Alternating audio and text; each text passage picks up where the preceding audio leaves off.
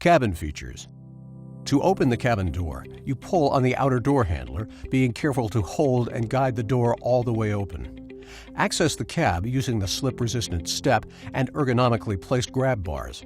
It's important to always maintain 3 points of contact when entering or exiting the cab. For Magni, the main criteria for operators are visibility and safety. Magni is fitted with floor-to-ceiling glass at the front of the cab. This means that there are very few blind spots and that you can see the load clearly when picking up from the ground or overhead. Magnis are certified for ROPS, which stands for Rollover Protection, and for FOPS, which stands for Falling Object Protection. While we review each component within the cab in greater detail later, we will now introduce you to them. First, we have the override key box. Next is the safety information plate. This is the door with its split window. Here is the left side movable joystick, allowing you easy access to exit to and from the cab. This is the emergency stop button. Moving down, we have the foot pedal, which allows you to adjust the steering column position. In the center is the telescoping steering column, and below that is the brake pedal. To the right is the accelerator foot pedal. Here is the steering wheel with knob for ease of use. On the left side of the steering column is the control for the turn signals, lights, windshield washer, and horn selector. Just beneath the steering wheel is the parking brake and emergency flasher switches. On the right side of the steering column is the ignition key and 2 CAN bus ports. Throughout the cabin are air vents, and here is the right joystick. The top screen is for the camera system and allows you to view the front, back, or both cameras at the same time. Here is the Magni Combi touchscreen, and these are the safety override key switches. Next is the safety override button and a USB socket. This assembly provides an automotive-style joystick, which can be used as an alternative to the touchscreen controls. These switches control the leveling system on tire systems, and here are the control of the stabilizer switches, providing extension and retraction and lowering and lifting. This is the emergency hydraulic pump switch, and this is the remote control battery charger, which contains a spare battery. Up here is the emergency escape hammer, and centered behind you is the AM/FM radio. Basic operation of the machine. Your Magni should be inspected at least daily before being placed into service. If the machine is being used daily on more than one shift, it should be inspected after each shift. Please refer to your telehandler pre-operation checklist as a comprehensive checklist form. Having the discipline to conduct inspections will help to ensure the safety of the operator and those working around the machine. In addition, it will help to ensure that you enjoy the highest level of utilization possible without interruption. The Magni comes with several keys. All keys are the same for all Magni models, except for the fuel cap and DEF AdBlue cap, which are unique to each machine. There is one key for all of the service compartments, including the engine compartment, the chassis compartments, and the turret compartment. Next, we have the fuel cap key. This is the DEF or AdBlue cap key. This is the cabin key, which locks and unlocks the cabin door. This is the ignition key. These are the 2 override keys, one for the work platform override and one which is the safety bypass key. These 2 keys should always be kept in the emergency key box located in the cab.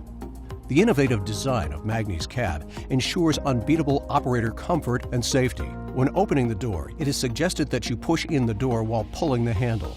This will help relieve any pressure that is built up in the cabin and allow for proper function of the latch. While climbing into the cabin, it's required that you maintain 3 points of contact at all times. Magni cabins provide safety steps and grab bars to allow you to do this. All Magnis come with a fully adjustable seat to fit most any operator and provide a comfortable ergonomic and safe operator position.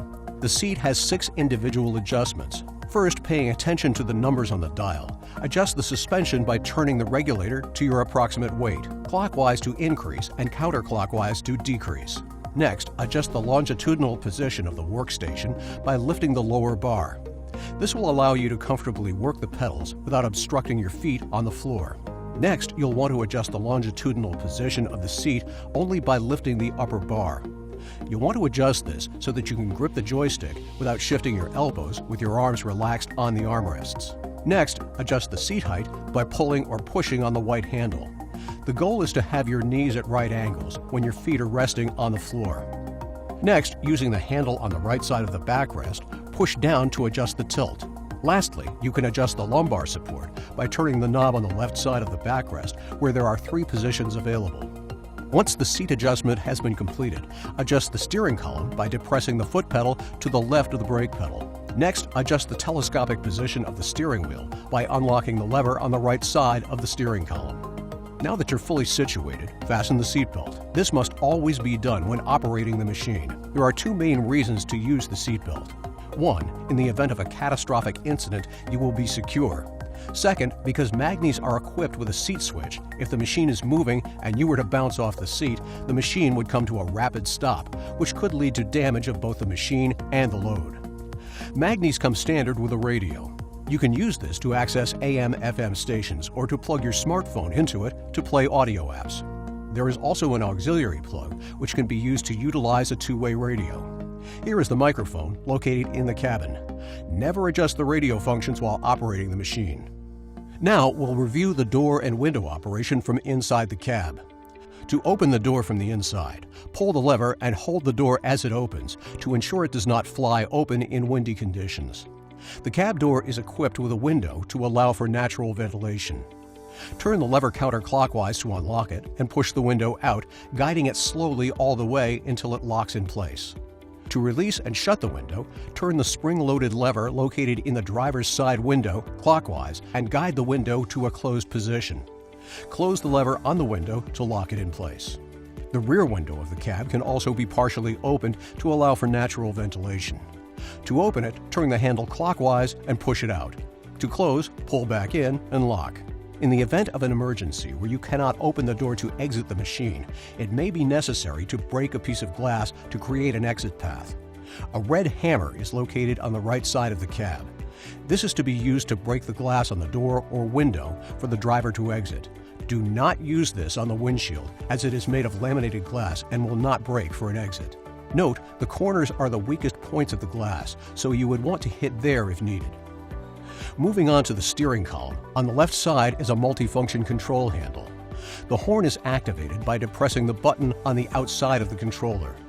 Move the controller up or down to activate the right-left directional signals. Rotate the center of the handle forward to turn on the lights and backwards to turn them off. Move the handle forward to turn on the high beam lights or pull it towards you to flash the lights. To turn on the front windshield wiper, rotate the inside of the handle toward you to position 1. To activate the upper wiper along with the windshield wiper, turn the handle toward you to position 2. To turn on the rear window wiper, return to the neutral position and rotate the handle forward to position J. The rear wiper cannot be activated while the front wiper is on. Located in the center of the steering column, just behind the steering wheel, is a console with 3 buttons. Press the green button to the left to distribute the window washer fluid. This will be activated for all 3 wiper surfaces, but the wipers will not automatically clean the windows. You must manually turn them on. The red button located in the center is the parking brake. To engage the parking brake, the machine must be at a full stop, and then you must depress and hold the button for 2 full seconds. To disengage the parking brake, the machine must be in neutral, and you must depress the foot brake pedal. Then press and hold the button for a full 2 seconds. The red button located on the right is used to turn on the hazard lights. Press to start and press again to stop. On the right side of the steering column, you'll find 4 items. On top is the ignition switch. Below this is the handle mentioned previously for the telescoping feature. Below this are the CAN bus ports, high and low, which are used for diagnosing and updating the machine. The steering wheel allows the operator to either grip the wheel traditionally or provides a knob for ease of use. Here is the full-color touchscreen. We'll come back to this in a bit. Located on the touchscreen panel are 2 emergency switches. On the left is the safety override bypass key. Because Magnis are highly intelligent, the machine knows when it has entered a zone that is very close to being unsafe to operate in. When this happens, the machine will stop that particular function. By using the override key, you're able to return the machine back to the safe zone and continue to operate. To use this override function, remove the key from the red override key box and insert it into the switch. Depending on what is comfortable for you, using your left or right hand, turn the key in either direction a quarter turn and depress and hold. You may hear an audible alarm, and the warning alarm on the screen will flash. Keeping in mind that once you depress the key, you have 10 seconds, reverse the function that caused the issue to begin with. If needed, release the key and depress again to gain more time. If the issue continues, you should immediately notify your authorized Magni dealer. Under no circumstances should the override key ever be used to pick and lift things that are beyond the capacity of the machine, as this is very dangerous. Magnis are outfitted with a black box recorder which will record this activity should you attempt it. On the right is the work platform override bypass switch, which is to be used in the event that the work platform is not functioning properly. To use the work platform override function, remove the black key from the red override key box and insert it into the switch. Using your right hand, turn the key clockwise a quarter turn and hold with your thumb and index fingers in that position. You may hear an audible alarm, and the warning alarm on the screen will flash. Again, from your right hand, use your pinky finger to depress the red button located on the right side control panel. You can now use the left joystick to lower the work platform.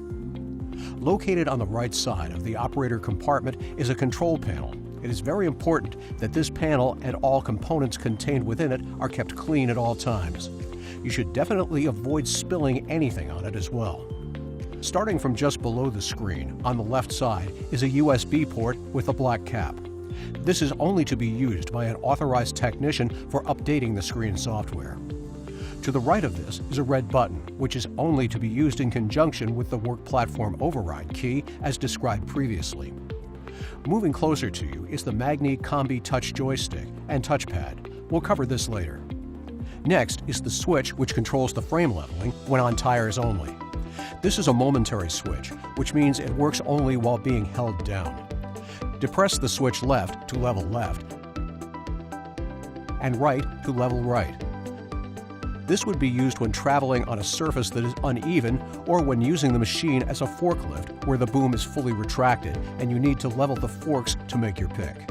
Next is the outrigger extension and retraction switch, which only applies to scissor-style outriggers. This is a momentary switch, which means it only works while being held down. Depress the switch to the left to extend and to the right to retract.